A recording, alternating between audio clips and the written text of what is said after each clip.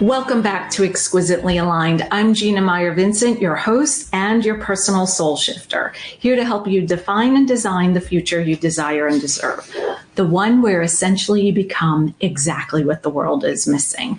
And today I am so excited to introduce you to Dr. Sherry Price. And the reason is because she has done exactly that. She became what the world was missing. Dr. Sherry Price is a pharmacist, certified life and weight loss coach. Don't we all need one of those? Daily, and host of the Health, Habits, and Epic Living podcast. Sherry's work is dedicated to helping women take charge of their health and wellness through lifestyle, mindset, and habit change. Welcome, Dr. Sherry. I'm so happy to have you here because I think we're a bit like-minded, and I know we spoke briefly, and I was like, oh my gosh, there are so many things I want to talk to you about. Let's put it on film. So thank you for joining me today. Oh, I'm so grateful. Thank you for the opportunity to be here, Gina. So I love the fact when people have, let's say, an invitation in life where they're being called to maybe not change who they are, right? But change maybe a habit or two, and shift and step into a place that might be unknown or uncomfortable at the time, but allows for transformation. And I know that you have done that. And I'm just going to leave it at that because you can start wherever you want. I have notes, and then we'll go based on what you say, because your story to me was fun, fabulous. I mean, it made me chuckle. It made me like dry my eye, and ever so grateful to be able to share like this conversation with you today. Yeah, great. Thank you for that introduction. And for me, a little bit of transformation happened around my drinking. So when we were talking, I was mentioning, I used to overdrink. I didn't really feel, and this is debatable, I know, but I didn't really feel it had its hooks on me like an addiction. Right. I felt it had its pull on me towards more of a habit. Mm-hmm. So how at least my brain perceives something like the hooks of addiction. It's like you need it no matter what. You're willing to do whatever it takes. You're willing to, spend all the money. You want to consume it all the time. Like it wasn't that extreme. And maybe that's just what I get from Hollywood. But mine was more the 5 o'clock itch, right? The witching hours. It's like coming home from work, transitioning from work to home life, feeling like you slay it at work, but there's like, you're in the pressure cooker. You're yes. doing for others. You're focused. You're task focused. You're successful. You're doing the things, and then you just want that that breather. Yeah. And so and transition, right? Like yes. I mean, I know the ride home or the commute home is a transition. Now, after COVID, it's the commute from my front office in the house to the kitchen, right? My 5 steps. But, how do we shift mindsets that quickly? And I think you had someone little at home waiting for you as well. Yeah, right. You switch into mom mode, and it's, you got to do all the things for your family, whether it's cooking, whether it's cleaning, whether it's homework, whether it's all the things. And you feel like you're working and working and working and working and working. And wine became such a ritual for me. Just to say, oh, I'm doing this for me. This is the way I decompress. This is the way I reduce stress. This is a way I help myself emotionally. And it would be okay if it would just stop at 1 or 2 glasses. But it started to worry me over time, not in the beginning, right? In the beginning, I thought, well, I could cut back whenever I want. This is just a period of time, or it's normal to drink a bottle of Chardonnay a day. Everybody else is, or you go to parties and everybody's kind of tipsy. That's the way we do life. Well, and I'm laughing because a bottle of Chardonnay a day, it does have a nice ring. I don't know if my stomach would agree with it, but it does. I mean, just the way it rolled off your tongue. Right? And you are, I just want to clarify, because they weren't with us when we had that beginning conversation, that you are speaking not on a Friday night, you are speaking more of on a daily. Yes, that's correct. Yes. Thank you for clarifying. Yes.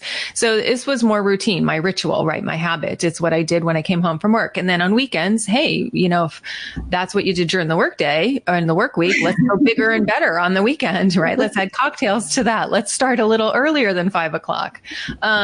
So yeah, and I did have some embarrassing moments, and I want to really emphasize this point. For me, I didn't have to hit rock bottom. I didn't have to my marriage was spinning out of control. I was a decrepit mess or something, and I think you can embrace change and transformation at any time you're willing to do that. So, I guess the good news of my story is I didn't have something tragic that said, oh my gosh, you have a diagnosis now, or you had a DUI, or heaven forbid, I killed somebody on, driving.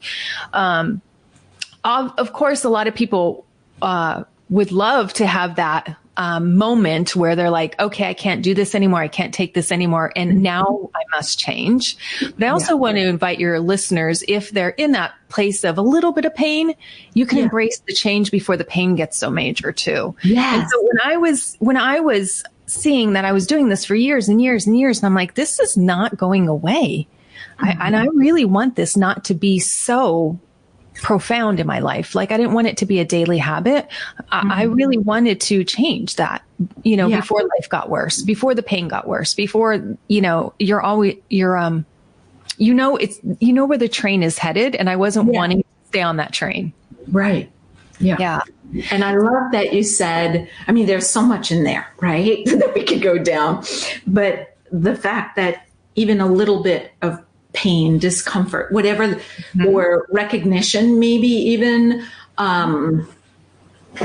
that something could change, or you have a desire for something different, is huge. And that it doesn't, I love the fact that you added that and you made that a point, because that is powerful. Even if we ended right here, which I don't want to do, but that is a powerful, really, moment to be able to say that and share that. Is there anything else you want to say around that? Because I also don't want people to think, since my low point wasn't awful, that I experienced less shame. Yeah. Okay. I still had tremendous shame, guilt, self-loathing the next day. And, so when I say my little bit of pain, of course I wasn't in pain while I was drinking. That was the fun part. The pain part was the next day, was knowing that as a healthcare practitioner, I know better. I know the stats. I know how this ends. I know I can hurt relationships. I know I'm not adding to my health. I'm detracting. I know this is causing weight gain. I know this is causing sleep disturbances. Right. I know this is causing me to lose my mind, because of course you don't remember all the conversations super well. So I was and I'm not being a good role model to my daughter. There was just multiple levels of aberration, self-loathing, and the shame was so big. And I think it was so big, in my opinion, because I am in healthcare, and because here's another thing, I didn't want to quit. I didn't want to go to AA. I didn't want to be in a sober community. I didn't want to call myself sober. I just wanted to be a woman who can take it or leave it around alcohol again. So I felt like, is that possible? Everybody that tells you when you tiptoe on the problem line, the only way is total abstinence. Yeah. And none of that attracted to me. So I felt alone and confused for years before I actually sought out different forms of help. I thought those were the only forms of help out there. Yeah. And I rejected it all, honestly, because none of that seemed to be the goal or in alignment with what I wanted. Yeah. And, doctors would tell me, my friends would tell me, well, that's that. I don't know if that is possible. I don't know if you can skirt the line and then come back over to a normal drinker. I don't think people have that kind of story. And so I was like, all right, but I was willing to believe, that it's possible. Well, and a few things. So before you go any further, because I'm like writing notes and getting excited. So let's start with that, and then we'll work backwards based on my notes, because otherwise I'll forget, because that part I didn't write down. I love the fact that it is possible. And I love the fact that you're the type of woman, soul, etc., mom, doctor, who can see that anything is possible as long as you personally choose it, align with it, become intentional with it. And I do want to hear that part of the story, but let's leave it there for just that. I'll just tie it lightly, not in a knot. I want to go back to and I want to touch on alone and confused, because that's not just even with this topic, but for many people, I have felt alone myself. But let's go back to being in the healthcare field. I got goosebumps as I just said that to you. I got him too. You did. Oh, and we're not even in the same county. We are close. For those of you who are listening in, I had the great pleasure to meet in person Dr. Sherry in San Diego. So I'm a little bit north of her, but we both had goosebumps. So this definitely has to be discussed. But for me, I found it fascinating as a newlywed to a healthcare professional. Mark is a family doctor and had been for years before I met him. So I wasn't with him through the training and all in the residency. I met him. He was already established because we met older. And anyway, now I'm younger. Don't you know how that works out? But yes. I found it quite fascinating as I was being introduced to his friends and colleagues who were many times in medicine at whatever level, from nurses to doctors, MAs, front desk, all of these people, because it was a huge practice with over 20 doctors and then PAs and so forth in multiple locations. And then Mark did, he was the president of North Carolina Family Doctors, for a year. You know what I mean? So he had roles where I was then meeting other people, all within the North Carolina avenue. And coming from New York and having this image of what I thought people in the medical field, how they lived better than I realized it was shocking to me how many doctors were smoking. And I don't mean social smoking. I mean chain smoking, weight issues that probably could be controlled with cutting back soda, cutting back. I know that I don't mean to make it sound simple or easy, but minor shifts that could help, you're speaking to, right? Instead of the bottle, maybe it's one glass or two or a glass and a half, whatever that might be, whatever the pour is.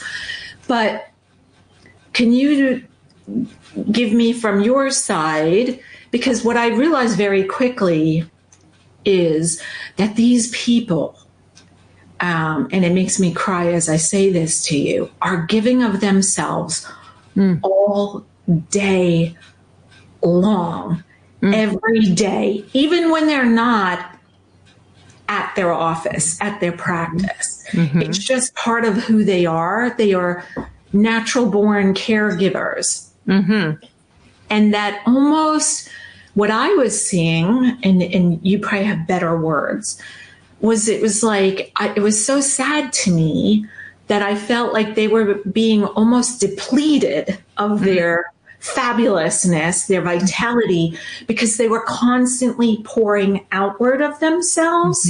That maybe that was where the other avenues could come in to fill them back up in a quicker way, tons of caffeine or energy drinks. I don't know.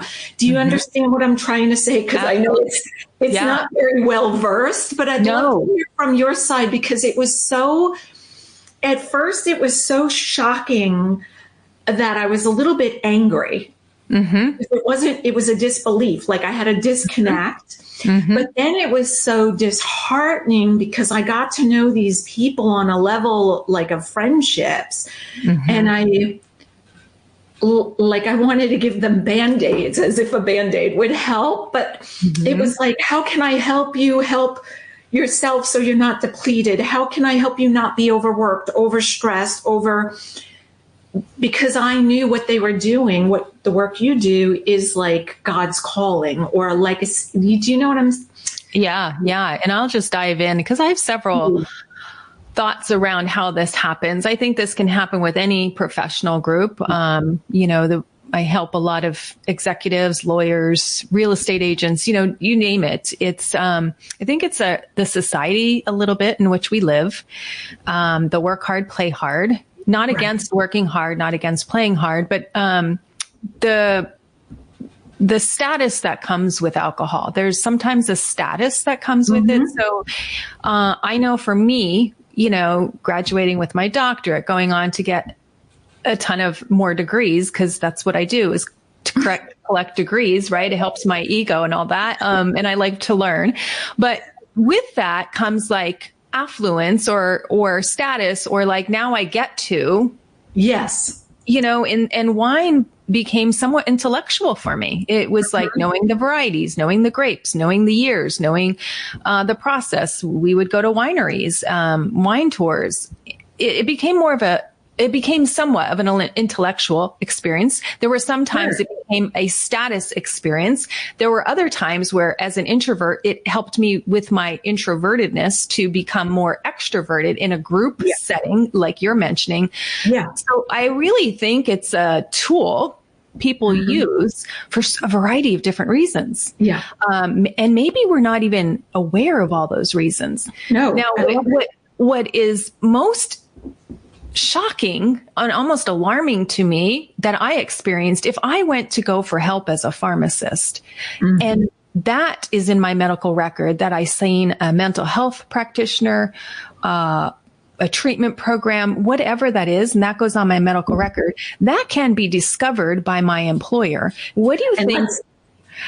I think most people don't know this. Yes. So this is like, if you hear her, this is huge. I also had a conversation, not filmed, but with somebody who was married to a pilot. Same thing. Person was struggling, needed outside medical assistance, trained person assistance, but couldn't because of that same fear. So just say that all again in case they were driving and didn't catch that, because that's another key. Yes. So here I worked for all these degrees, all of this, residencies, you can say in there, flights, pilots, they go through extensive training. All of that could be jeopardized by something going on your medical record. So there is tremendous fear for a lot of, I just know a few, but healthcare workers for sure. That if I go on a medication, if I see a healthcare practitioner and it is billed to my insurance, that is now discoverable. And my job that I worked so hard and trained so hard for and gave up my life for is now in jeopardy. And so is that of my reputation. Right. If somebody sees me at an AA meeting, I love that they think they're anonymous, but they're really not. If I walk in, people are going to say, "Hey, there's Dr. Sherry Price." So as much as it loves to be anonymous, there's fear. There's fear of like, "Hey, I saw my cardiac surgeon at the AA meeting. What's going on there?" Word travels, reputation gets tarnished. And so I work with so many people that have because, nothing I do goes on medical records. Right. It's not covered by insurance. So there's downside to that. But the upside is I'm able to reach out to so many people who are like, I have not had an answer that came to me. I'm just been so worried and I've been suffering in silence and I don't know who to see about this. So I've helped the doctors, the pharmacists, the respiratory therapists, like the people in the medical field who we want to get help.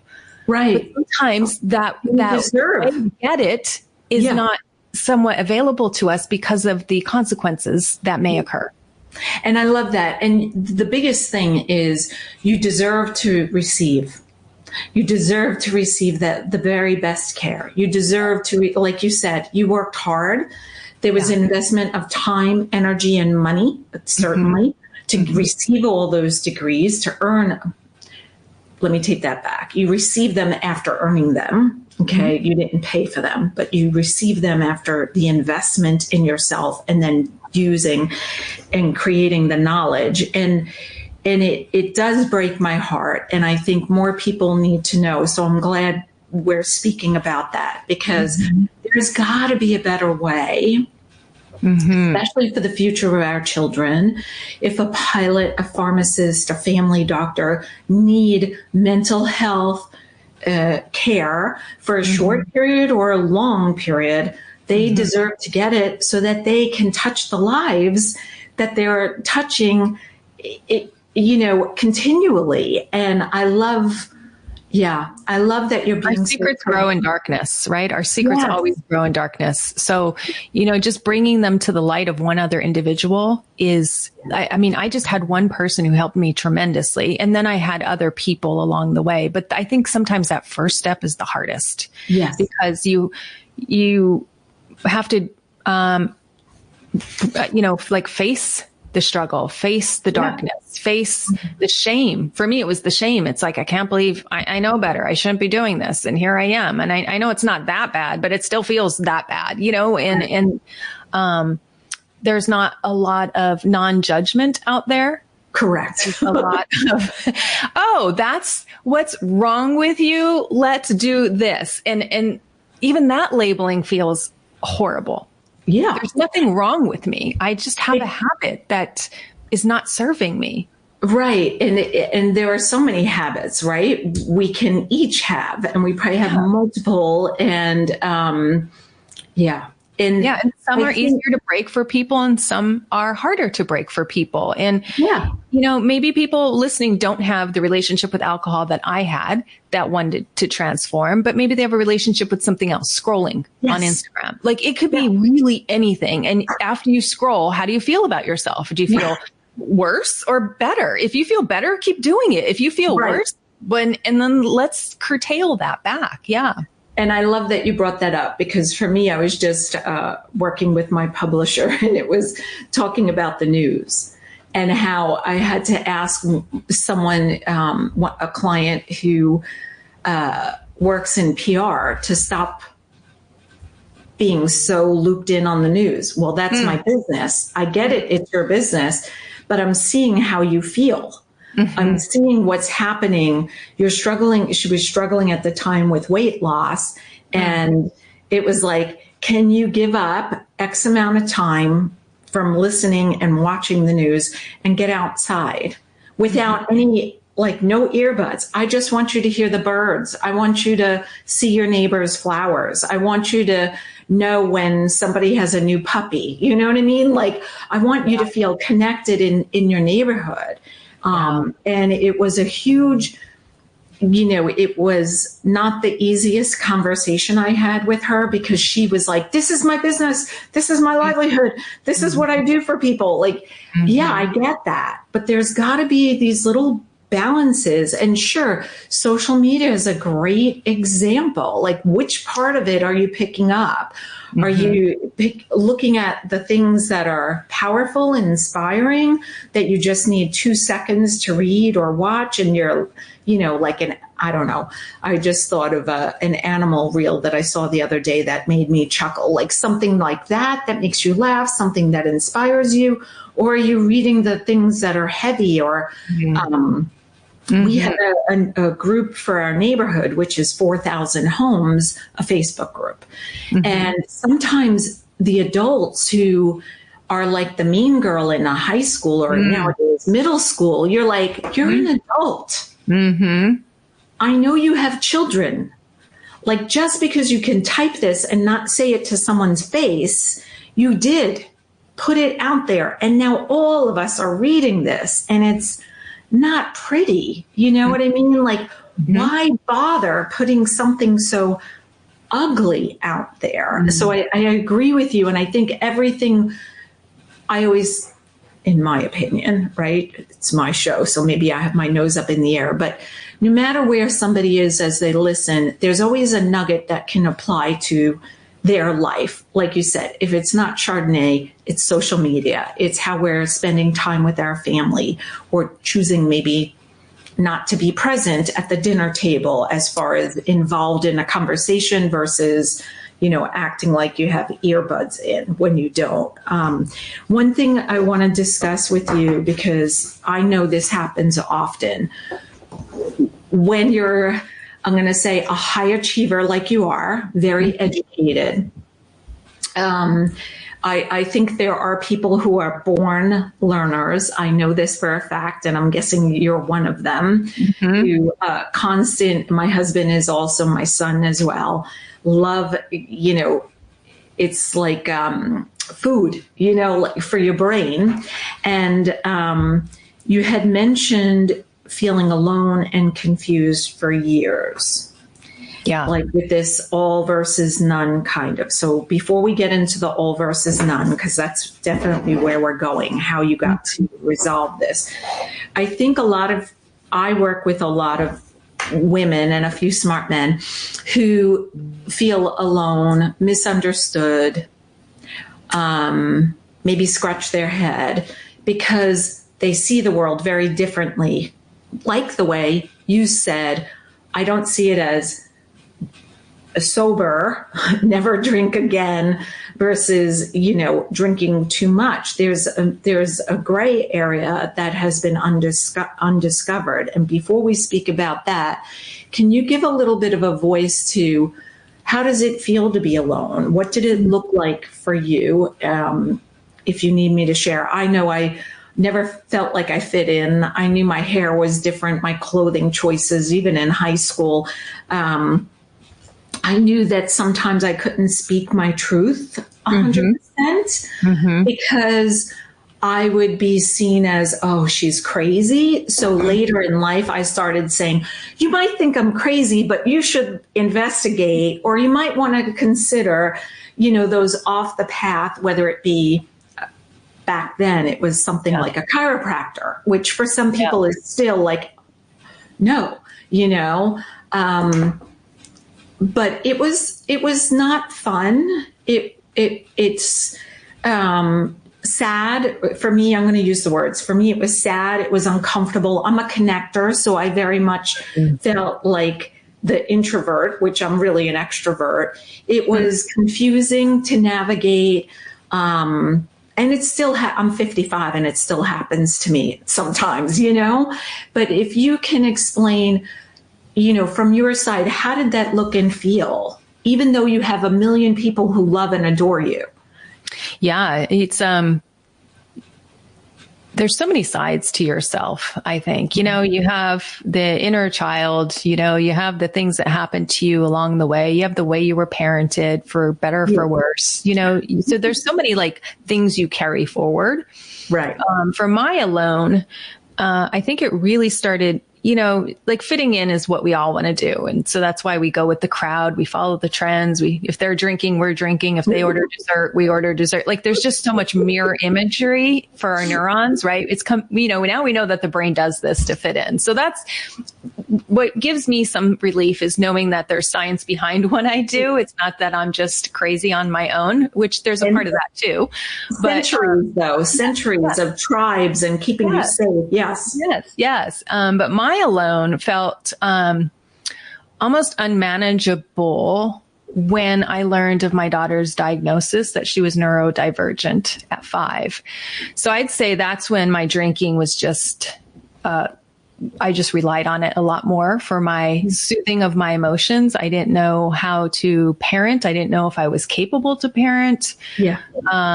I future projected that all these horrible things would happen, like not get married, not get a job, not, right? Like all of the things you have dreams of, known or unknown. I mean, I didn't even know that we were part of my expectations of a child until this happened, And so having her be diagnosed with Tourette and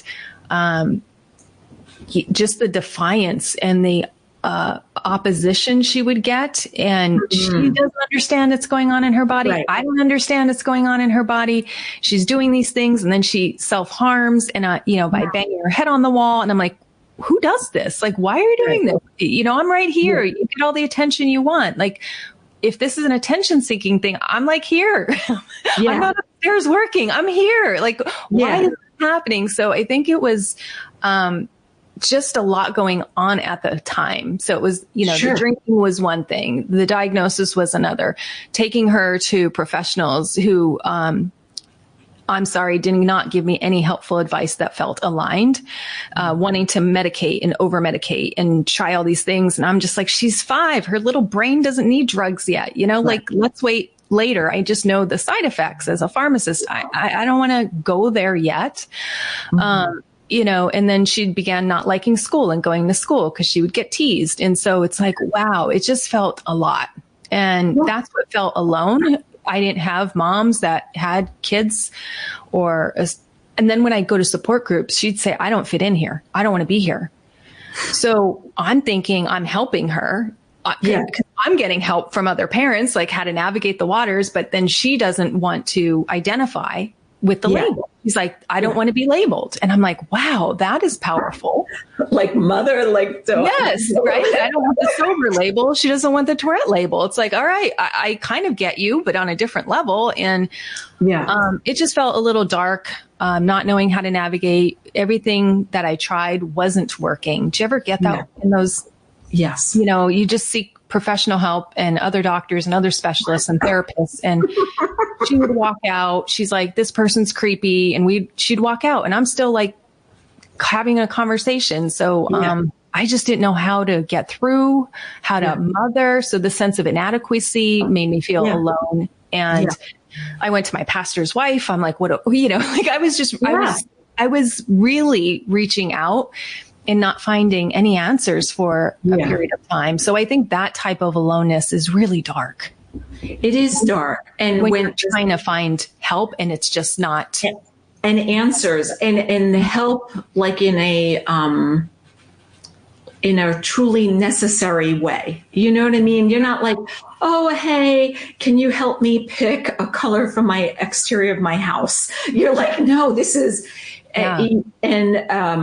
while you were speaking, I was raising my hand because, yes, when Mark was sick, it was like seeking experts locally, back then, Charlotte, North Carolina, and feeling like your daughter, like this person is not listening to me. Mm-hmm. I know you said creepy, but like it was creepy that here I am in full healthy form at the time. My husband's collapsing, falling apart. He was skin and bones. His collarbones were protruding. He was clearly, visibly in liver failure. Mm-hmm. And they were only looking at the kidney failure because that's what they after. But anyway, I'm like, if you look at him, like you have with the gown on, you can see this man is skin and bones, and it was creepy. And I was extremely alone, and I was alone because my husband was so sick, and also siding with medicine as a practice, and that it is okay that they made mistakes. And I love the fact that your daughter stood as the outsider, Dr. Sherry, I love the fact that your daughter was able to stand her ground the way you stand your ground. I can imagine, because my kids both stand their ground, and hence the hair color that I use works wonders to cover up the glitter, as my hairdresser on the East Coast used to call it. I have lots of glitter. And I can only fathom what that was like to be in that situation, just the way you shared. So many multiple things. When Mark was sick, I used to say, the way I could describe it is like the man in the circus who has the plate spinning, and they're all beautiful. Mine were not beautiful. Mine were shattering and falling off, and people were putting more on. It was not like, oh, okay, I started with 9, I'm down to 2, I can do this. No, it was like I started with 9, 8 fell off, 8 more were put on. They added 2 extra on the side. Like it was this crazy, just crazy. And I wasn't sleeping. I know you mentioned about the alcohol disturbing the sleep, the gaining the weight. Then we get out of the shower. We catch ourselves in the mirror. We don't look the way we see ourselves is now like we're appearing differently than who we know we are. And then having a child who needs care, but you knowing, thank God, all your information about not only her mind, but her liver processing, the kidneys processing medications. Yeah. And of course, I am not a doctor, so I'm not trying to give medical advice, but I love everything you said. So let's jump in to you having the ability to change all of this. And I have goosebumps again, and how it has led to what you're doing today, being that missing piece that the world was so needed at that time and still needs today. And I do want to also hear how your daughter is doing today. Yeah. Please. Yeah. Her story is really exciting. She's amazing, and she just doesn't identify, and they're not hardly present. So God, he just works miracles. I don't know how it happened. That was not the prognosis. And she taught me how to care for her, if that's crazy. She was really amazing. Yeah. One day she's banging her head against the wall, and I said, okay, I'll stop taking you to therapists and doctors. I don't know what to do. And she said, Mommy, just get a towel and put it in front of the wall. And I never thought of that. Yeah. And then when she saw that I was helping in the way she needed help, she stopped banging her head against the wall. Yeah. It wasn't about power. I don't know what it was about, but she became my coach on how to parent her. Yeah. And over time, our relationships started getting better and better. And that's when I started to think like, you know, the medical system has a medical model to treat disease, and that's how we're trained. And what she had done for me is break the mold on that. And now I believe there are so many paths to healing, so many paths to transformation. I have a path. You have a path. Somebody has a path, right? It's going to speak to the people who need to hear it when they need to hear it. Yeah. And so I became aligned with the way she needed to be healed. And then I'm like, wow, the body, you know so much. And I know my healing is not going to be AA. No offense to AA. I don't really tear down anything, because I think they're doing amazing work in the world. Always, yes. It just wasn't my answer. And I knew that. And so when I got aligned with what I wanted, I started looking for that rather than trying to fit in what already existed and what I already knew. So I had to investigate, you know, because I didn't know drinking less could be a thing. Right. And then when I found a coach who helped me drink less, I was like, oh, this feels nice. This feels doable. This doesn't feel like fear, like you're going to take away my security blanket for the last 8 years. You know, like it felt not like, some nights felt like deprivation. I won't say it was all roses. It wasn't. But it didn't feel undoable. I don't know what the word doable. Yeah. Or like somebody saying you can never have a slice, Gina, you can never have another slice of chocolate cake or cake. Then it's like, I want cake for breakfast. I want cake in the middle of the night. I don't get up and eat in the middle of the night, right? But when somebody says you have to remove all cake or all sugar or whatever, I love that, because I think it relates to so many things. If it's you enjoy a soda, but instead of drinking a case or a 12 pack or whatever however they are sold, you drink one, you know, or you drink less. And those are the little shifts that I believe allow us to live exquisitely aligned. Just minor abilities. And yes, I understand that some people cannot do that physically. Their body would not allow that. So I want to agree with you. AA does fabulous things. Right. I also want to go back to your daughter. I find even when I work with my amazing clients that sometimes I ask them, what do you need? They know what they need. It might take them a minute to really think about it. I've had some people have to wipe away the tears. What do you need to feel worthy? What do you need to move forward? And let's see how we can gather that. You know, if it's me giving you permission right here, right now, that I'm giving you permission to feel worthy, great. But I am going to tell you the homework is you have to go home and start giving yourself every single day permission when you wake up to be worthy of whatever it is you're calling in and inviting into your, you know, luxurious life. And I think our children are our teachers.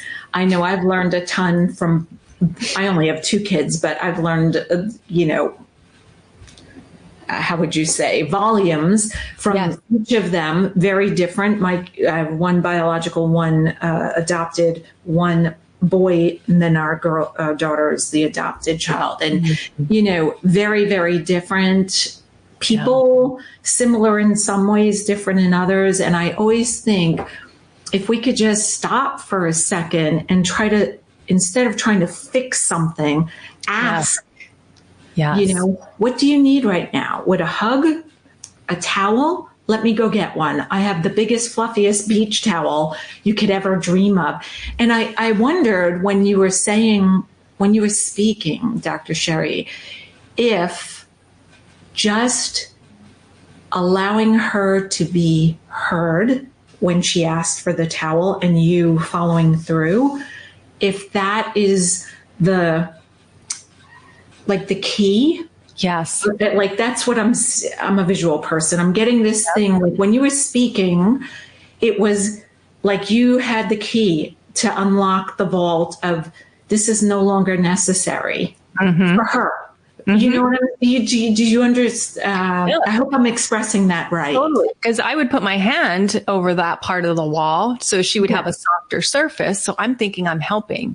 So then I'm like, I'm out of options. I don't know what to do. And she's like, just get a soft towel. And I was like, okay, maybe my hand isn't soft enough. I never thought of a towel, you know? Yeah. Now, you said it. It's like the game changer, that little piece where she was now in control. Maybe that gave her a sense of control, you know, and now she sees that, oh, I don't need to do this for control or whatever she was doing it for. Her body maybe just doesn't have that desire anymore. I don't know, but they definitely slowed since then, since that time. Yeah.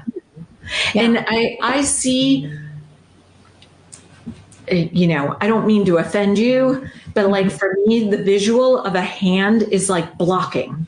Even though you were, you know, you were patting the wall, it's almost to me like I know it wasn't that for you. So please understand, I'm not saying absolutely, blocking, but I wonder if from a,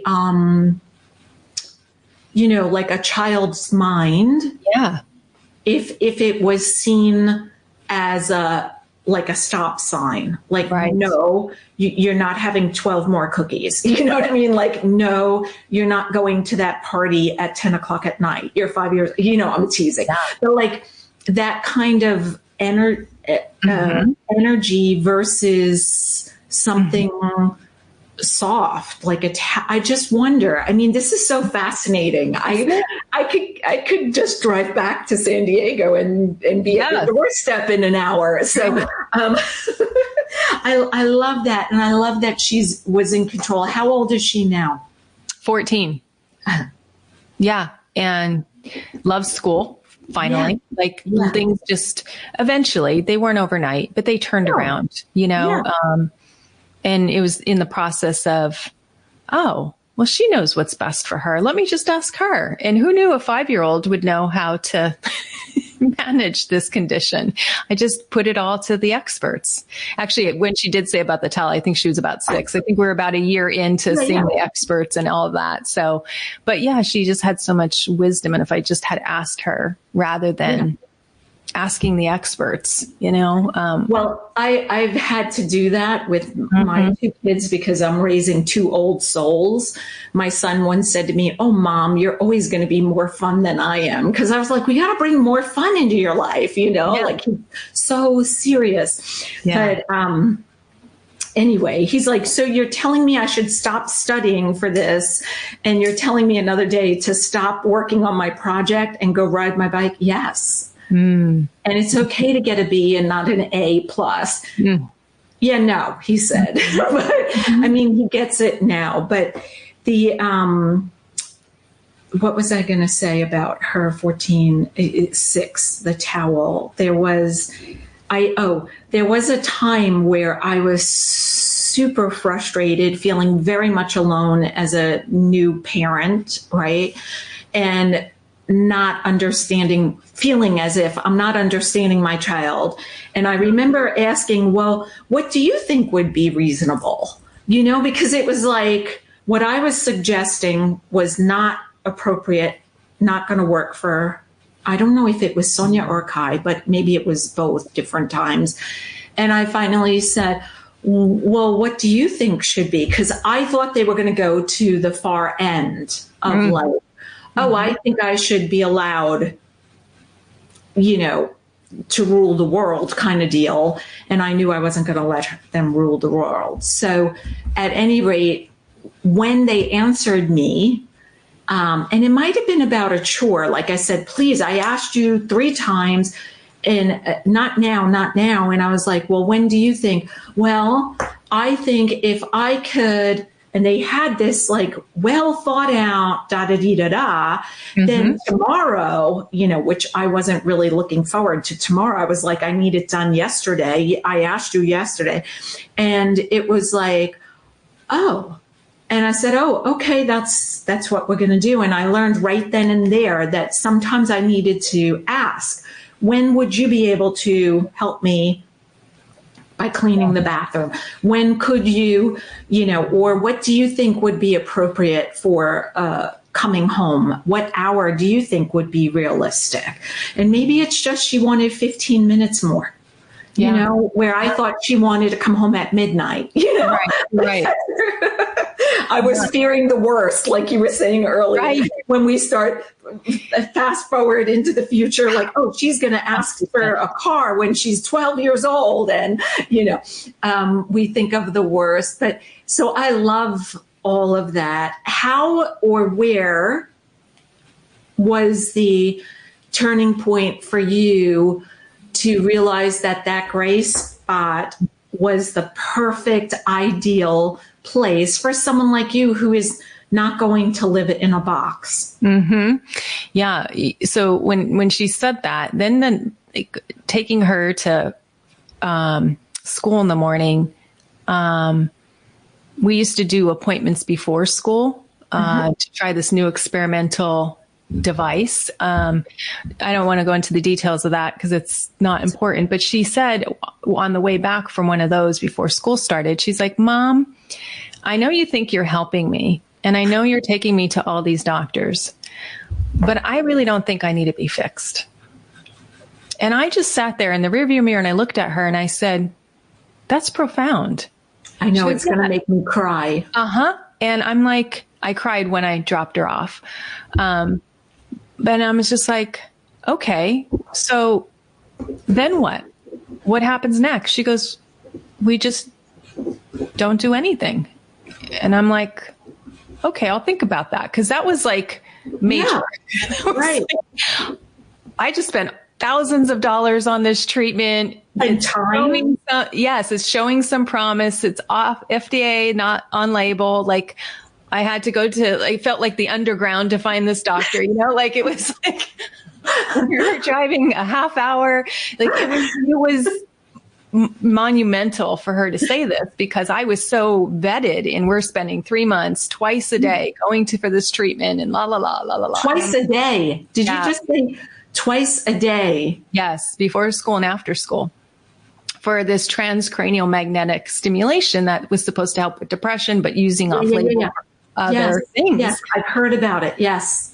So when she said that, I almost was like thinking of all the dollars and cash that has already been blown. And then wait, that would free us up tremendously. And she could go back to like doing soccer. I mean, we had to cancel soccer that she was in and stuff just to fit in the treatments. And I'm like, I'll think about that. And then I just cried the way home. And I'm like, what if she isn't something that needs to be fixed? How many of us, right? How many people, right, don't need to be fixed? Yeah. I'm in the middle of writing my book. Well, not the middle. I'm at the end of writing my book. And part of what's in there, because I got very New York Italian with my blood pressure up and my face as red as my lipstick, when I had a Facebook Messenger conversation with somebody I adore who told me she was going to reinvent herself. And I was appalled because every time I hear, it's mostly women. I've never heard a man tell me he was going to reinvent himself. But every time I heard that, it always put a pit or a knot in my stomach.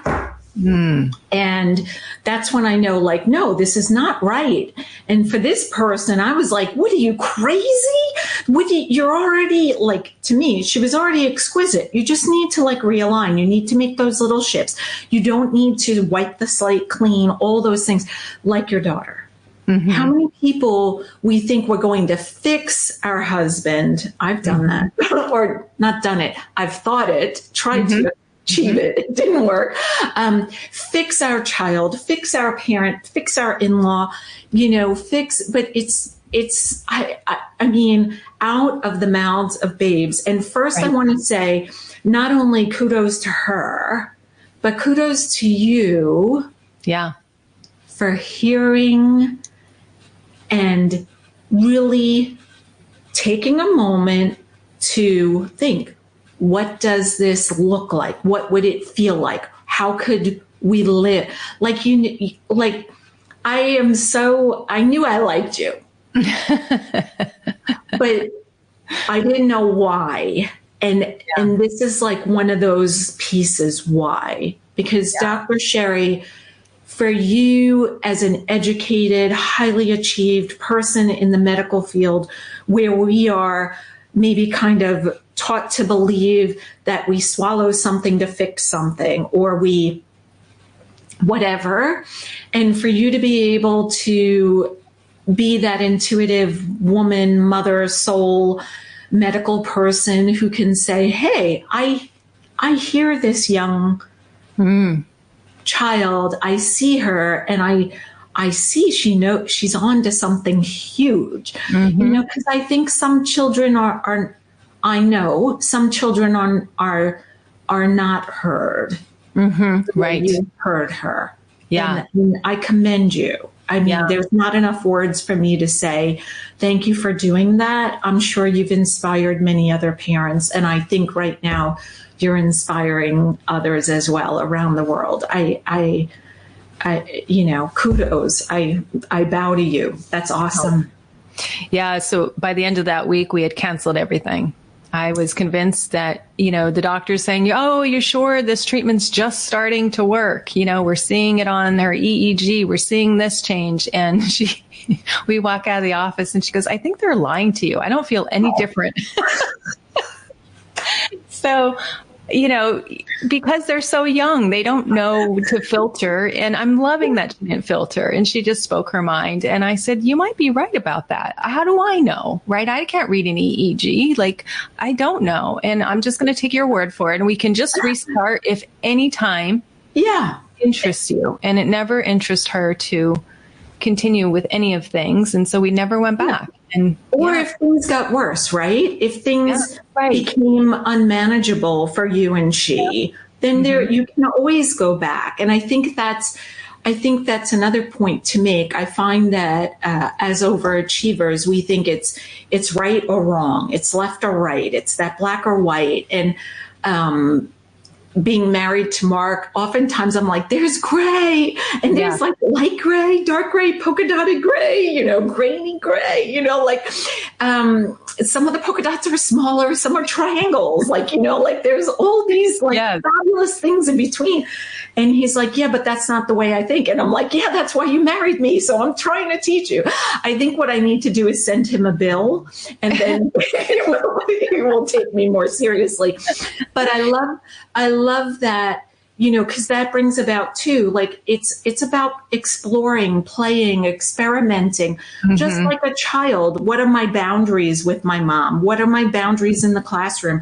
What are my boundaries with a friend? Can I pinch, or, smack her and she thinks it's okay 2 minutes later, or she's like, why did you do that? Oh, I thought it was silly, and I don't mean smack really hard. I mean, like, how close can I get? What can I borrow? What could I, all those silly things. And I think if we could start taking ourselves less seriously and being present the way you were, I mean, that's phenomenal. Yeah, it was really helpful. And of course, when you're in it, you don't know if you're making the right decision. But when I look back, and of course, that's only time you can really say, is your decision giving you the results that you wanted. It was beautiful. It was just the way we needed to stop. It was great for her development. It was great for our sanity and our schedules. So it turned out to be a good decision for sure. Well, and we're going to follow back up in about 20 years when you tell me how it's led to her, like her being out there in the working world and what her calling is, and like even at a charity level, because I just can't, I have to follow her. So, and not on Snapchat or Instagram, but we'll circle back and we'll have a 3-way conversation. Yeah. So to take it back to drinking, that all or nothing mentality, right? Like, you go all in on something and, so I didn't want to be all or nothing with the alcohol. Right. And so, it was just refreshing her going through that. And of course I didn't know the total outcome of that, but then it's like, okay, I really want to step up my health. My health was really important. I think there are many reasons you can want to cut back. No judgment on any of them. Just pick one that feels most aligned to you. For me, it was my health. For some people that I work with, women's like, it's really affecting my waistline and I really want to lose weight. And I know this is empty carbs and I know this is empty calories. And so, don't shy away from your why. It's wonderful that you have one. And anything that motivates you to change or gets you interested in the process, I think is a beautiful thing to tap into. Yeah. It doesn't mean we're superficial. It doesn't, I think women just have so much tied up around body image, body shape. Yeah. But use whatever you want to do. For me, it was just my health. I didn't want to feel like, I had to do this or I wanted to do this at the end of the day. So I just wanted the freedom from that. And then eventually get to a place where I could take it or leave it. Like if somebody offered it to me, I wasn't like drooling out the mouth like Pavlov's dog and saying, yes, yes, yes, and another. But, I'd actually go to some parties and be like, no, I'm just not interested in imbibing today. Yeah. And I had to learn how to be that woman because that woman didn't exist for a good 8 years. And so, it just takes some retraining of your behaviors, your skills. And then I got there, which to me is amazing, going from somebody who drank, 35 glasses of wine a night or a week, not a night. I was going to say, I think that would be a lot, but let me just verify. To somebody who's like 1 or 2 a week, some weeks 0, like it's not the thing I cling to for stress management, for emotional management. I have other tools that I use now. So to me, that's just such a testament that you can have whatever it is you want if you're willing to continue seeking those who can maybe help you along the way or, learning those tools along the way. And raising your hand if you need assistance so often to go back to that alone piece, we don't have the role models. Like you're saying, right? We have this group that believes that and this group. And then where's the in between? How do we find that role model? It's the same in my business, as you know, because you've heard me speak before about, when somebody desires more, whatever that might be, it's usually not check boxes, but like more depth in a relationship, more, right? And you were saying, the waistline to be back, to be able to fit into your favorite outfits, dresses, things that have a zipper, things that show off your figure, not show off, but complement who you are and make you feel true to yourself. Why, like you said, it could just be one thing is really, I love that you said it could just be one thing. And that we shouldn't be judged on. I was judged Tuesday morning. We had come back from Hawaii, so I was a little bit like zonked from time zone on the red eye the day before. My kids were flying out the next morning, less than 24 hours later. They were hopping on a plane in the opposite direction to visit my parents, my sister-in-laws, and brother, and nieces and nephews on the East Coast where we used to live. So I had to get up early, I'm discombobulated, but I got dressed the way I wanted to look. And I dropped them to the airport. I was hungry now, and I had a meeting at 10 o'clock. So I stopped at a grocery store that I had never been at before because this is not near my house. And as I was paying and having a lovely conversation with the young cashier, I heard footsteps, and then I heard, "Oh, that's a beautiful dress." So I turned and smiled and said, "Thank you." And as I was saying thank you, she finished her sentence, which was something to the effect of that I was overdressed for 9 a.m. in the morning. Guys, clearly my desire for more, which was I was dressed up because I was the keynote speaker that morning. And I just smiled at her and I said, "I'm actually going to do my favorite thing. I'm going to speak next. I need this muffin so that my stomach's not growling and the mic picks it up because my stomach gets really loud." I got to and that's a known fact. But I got into the car and I thought to myself, this is so perfect because in my keynote, I was speaking about judgment, how sometimes we judge ourselves, but we definitely get it from the outside. And so, I was able to work that into the keynote because it just fits. And people were like, "Oh," and I was like, "Yeah, but this is what I'm talking about. You're being judged too, right?" I was judged because it was 9 o'clock and I looked like I was going somewhere fun. And I was coming to see them, Yes. But it is that, being able to find that space, like you said, that gray area where you can live, and you and your daughter clearly are leaders.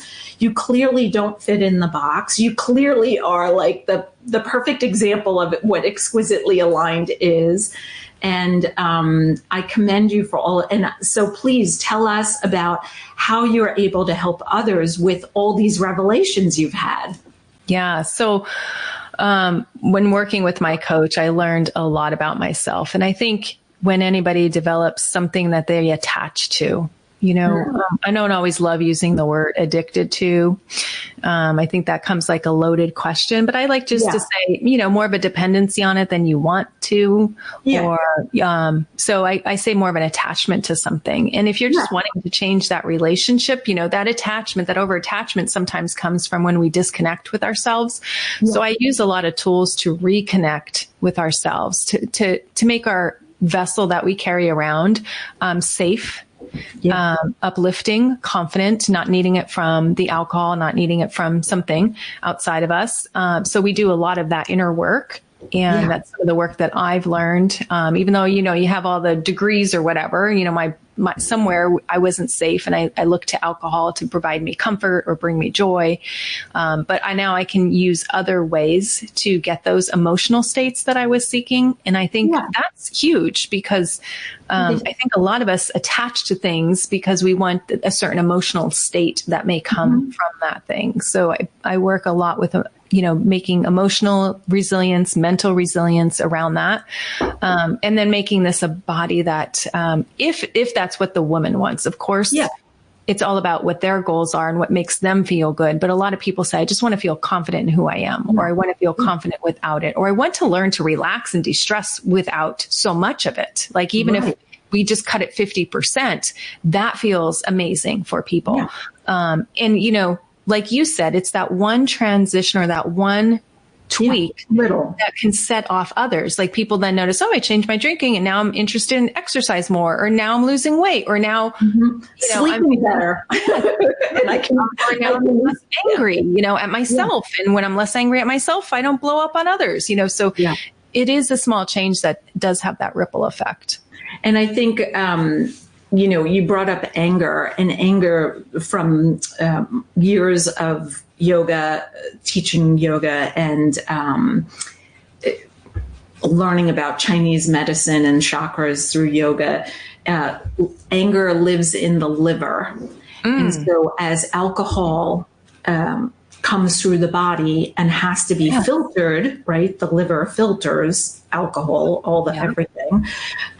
When there is an excess or a little too much on a day, it could make the person angry. And there's all different reasons. I'm not going to go into them, but I find all of the organs and the chakras very fascinating. It's the way you like to collect degrees. I don't collect degrees. I collect the books with the knowledge and the people that I can pull information out of their head. But it is one thing I do want to mention because it came up in my mind. And when things like that, like we both got the goosebumps at the same time, that I think it's important to say now that we've all survived COVID, a time that was very difficult for the extrovert in me. I know myself that it became like, sure, pour me. We have our wine glasses have a drawing on them. And so I would always say to the bottom of the bottom of the drawing, which was about 3-4 ounces, pour me that. And that would be my drink with dinner. Cause I was like, I need some sweet treat, not sweet, but like a treat, because this is such a crazy time and we're all stuck in this house together. And I found there was some nights where I was like, I need another splash. And I was like, oh my gosh, I went from 1 to 2 glasses a week with an occasional weekend of celebration or being on a vacation where it was more than that. But on average, over the course of a year, let's say holidays included, it was 1 to 2 glasses to all of a sudden, okay, it's dark, it's cold, it's COVID, I need red wine, 4 ounces. Okay, no, give me 2 more ounces, to realizing myself like, that's not a habit I want to continue. So if anyone is still living that, I don't know what we want to call it, COVID paradigm. Remember, they would have a name. They were called the Quarantini. Like it was a martini people were posting, the Quarantini. It was all over my social media feeds. And I'm just like, wow. It just became the thing. And it was hard times. It was hard times. And I just say, give yourself grace during those hard times, Yes. Because they were, and we got through. And then we can just make different choices when it feels aligned with that. I don't think you can force people to change. I don't try to, and sometimes I'll be honest, I've seen cases where alcohol is the better poison than what they were consuming or doing. Right. Yes. So, hey, go for do less harm to your body. Yes. Correct. And then you just make progress along the way. You make slow progress. And I think COVID, you mentioned it, 41% of women skyrocketed in their drinking. Skyrocket. It hit women harder because the kids came home. And so women were the ones schooling, tutoring, making sure they got on Zoom. And so it really hit women hard. And I had a ton of people reach out, not during COVID, because everybody wanted to stay with the alcohol. I get that. But then when, COVID started to go away, just the droves of women that started to come out and say, wow, I got into a really bad spiral. Can you help? I'm not able to do this on my own. And there's no shame in that, right? I had to get help. It's just, we're here to help one another. Yeah. And I want to say, if anyone listening right now still feels like they're still, that COVID teeny is still lingering in their habits, please know that you would be in the most fabulous hands and care with this big-hearted mother, doctor. I mean, all the labels that woman that you are, and all of her information will be in the show notes. And no matter what it is, if you were like me, living in pain during COVID with needing a hip and shoulder replaced, I didn't take pain pills. I did drink those 4 ounces of red wine in the cold weather and white in the warm. Or if it's a daughter who needs medical care and it's, you're throwing your hand up going, help, this is not working, etc., whatever it might be. But your information will be in the show notes. But if there's anything else you'd like to include, invite, etc.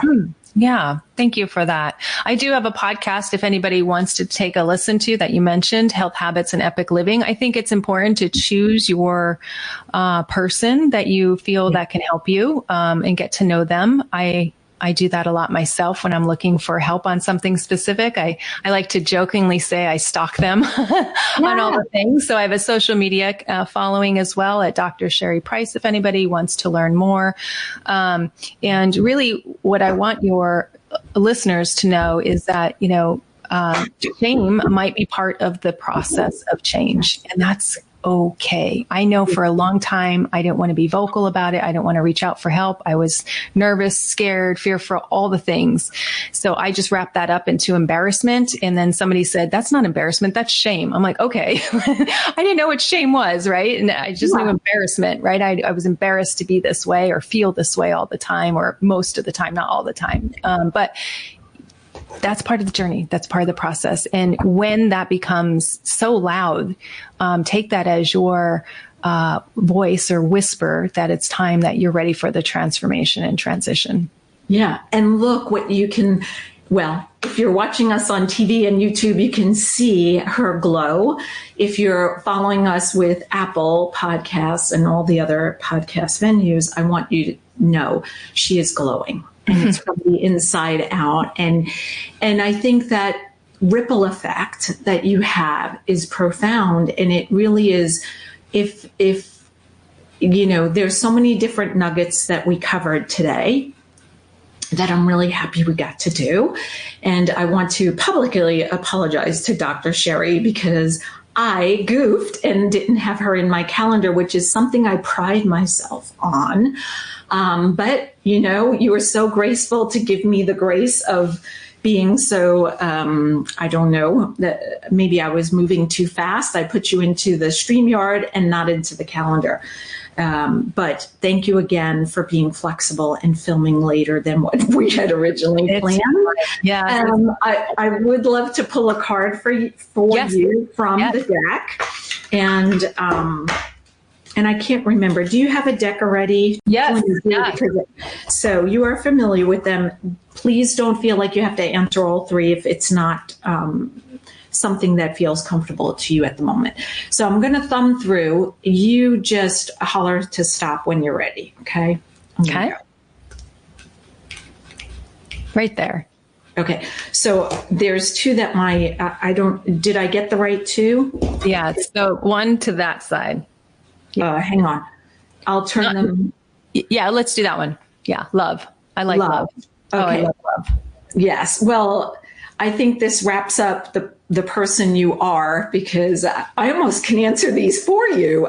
So, that's fun. Okay, I'm taking over your mic. You don't mind if I borrow your mic? Hold on. Let me just tell you what these answers are for Dr. Sherry. Love is a dynamic essence. What is your definition of love? how do you give or show love? Describe how you receive love. Okay, so I might need help. I wasn't writing as fast. So my definition of love is a feeling inside of the body where you care for somebody. Yeah. Mm-hmm. And I'm going to say what I saw, my definition for your definition of love is in the actions you've taken with your daughter and yourself. Yeah. Yeah, that's powerful. It makes me cry thinking about that. Go ahead. How do I give love I got the second one. And I love to give love through, to me, active listening, like really hearing. I think that's a gift I've learned from my daughter, being the teacher, is that we say a lot of things, but what are we saying? Sometimes the things that we're saying are surface, but I listen for like what's underneath, you know? So if there's anger, what's driving that? If there's joy, what's driving that? And sometimes it is in the exact words, like my daughter, get me a soft towel. sometimes there's a more subtle meaning. So I really love to give love by actively listening to the person I'm engaged in conversation. And I think that's one of the things that is missing in society today, because we are so fast that sometimes we miss appointments. But where the cell phone, like the emojis and the acronyms, some of them I don't even know. I have to ask my husband, what does this mean? He's like, oh, that's, whatever. You only live once, YOLO. I was like, oh, okay. So, okay. And the last one is, I don't know if you want to answer this, but describe how you receive love. I think that's not a one thing. I receive love from myself, from my thoughts. I receive love from others when they give it. Sometimes love can just be from a smile from somebody that passes by. And I'm like, oh, they sent me a smile that felt loving, especially when I have that resting, not nice face. And I'm like, wow, they just smiled at me and I probably don't look very loving right now. And that just, I feel it. Yeah. So I receive it in multiple forms. And I love that you're open to receiving it all day from even strangers. I always like teaching, I still teach it, but back in yoga, that smiling is more contagious. Back then, I used to say than the flu. Now I can say than COVID. But it is. And sometimes if you're in that place where you feel alone, like we spoke of, that one smile from a stranger at passing on the street or walking on the sidewalk could change somebody's life. And I love that you shared that, because it's really that powerful. So the next person you see, I'm going to ask you today to smile at them, whether you know them or not, and text me and let me know what happened after you smiled at them, because I find sometimes it starts a conversation. Yes. That's all people need, to say hello and say, hey, I like that pineapple. Where did you get it? Which aisle? Whatever it is, whether you're in the grocery store or somewhere important. So, Dr. And before this, Gina, I just want to share with you, I didn't share with you before we got started, was I saw 2 butterflies before our talk today. So I was like, oh, those are from Gina. She sent them down to San Diego. Yes. And I always, well, maybe you don't know, but I do take a break after each appointment. And so my next thing is to walk outside in my yard.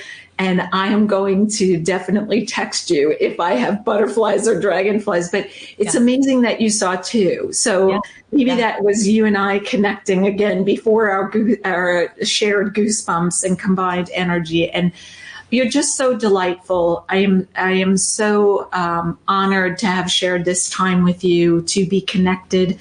I'd like to stay connected because you're around the corner next to me over. And I really, from the bottom of my heart, with every ounce of my being, commend you for the mother you are, in allowing a child who was in need of something which could have been more dangerous, to allow her to speak her truth and you follow through for her. Like it just speaks so many volumes. And I think if we all can slow down just a tad to ask, what do you need right now? And I told my husband at times, like, sometimes I need you not to like this, just listen to me, or reach and hold my hand when I'm having a moment because my 2 kids are driving me nuts, or whatever happened. The dog ate something that they shouldn't have, have a puppy in the house. So we just never know what's like. I said to my husband, the outdoor pillow is now gone. And he's like, oh no, it's there. I said, no, the other orange one. And just now while he was gone, I went in the yard before we filmed. And he must have found where the pillow went while we were on vacation. So the dog luckily didn't chew through it, just figured it belonged in a different place. So now my dog's decorating as well. Oh, but nice. Anyways, so lovely to have you. Thank you for being who you are and doing the work that you do. And please find Dr. Sherry here in the show notes. And like she said, you can stalk her in a happy way. But I think you probably already feel connected to her. I don't think you'll have to stalk her. I'm sure there have been many nuggets within this episode for you to feel like you know her well enough to know that she probably is the right person for you today. So thank you for having me. Until next time. Oh, hang on before I close. I almost forgot. If you're on YouTube, please leave us a comment in podcasts, especially Apple. I am now collecting Apple podcast reviews. I'd love to hear what you love, what you want to hear more of, and what you found amazing that you heard between the two of us today. Until next time, be exquisite. Thank you again.